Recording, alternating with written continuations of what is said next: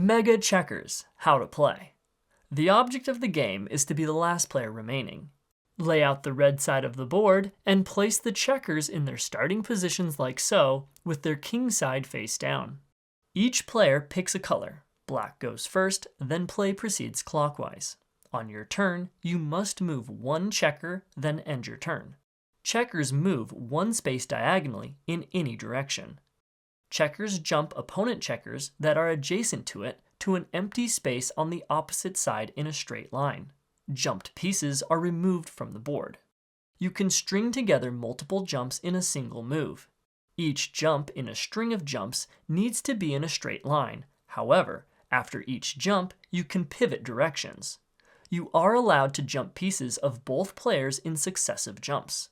If multiple options for jumps are available, you decide which one to perform. In tournament rules, jumps to capture opponents' pieces are mandatory, and you cannot make another play if there is an available jump. In family rules, jumps are still mandatory. However, if you fail to make a possible jump, then the player who should have been jumped may remove any one of your pieces from the board instead as a penalty. Doing so does not count as that player's turn, and they can still move a piece. If the player who should have been jumped doesn't notice by the time they move one of their pieces, then the penalty is ignored. If the third player points out that they should have been jumped, then that third player loses their turn. Before starting the game, decide which way you will play.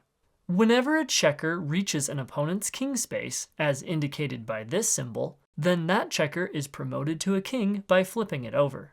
Kings can move one space in any direction, including onto the other color. Kings jump in a straight line in any direction and can jump pieces on both colors.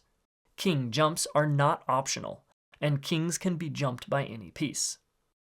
Around the edge of the board are black holes. Any piece that moves into a black hole is removed from the board.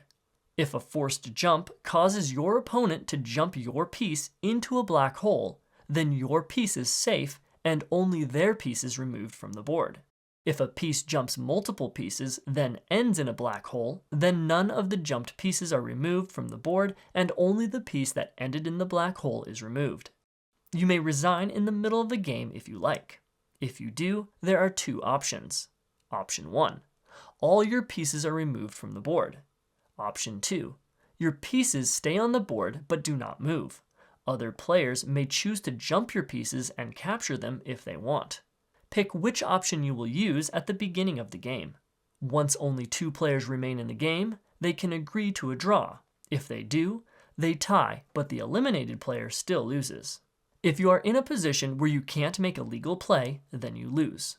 The last player with checkers remaining on the board wins.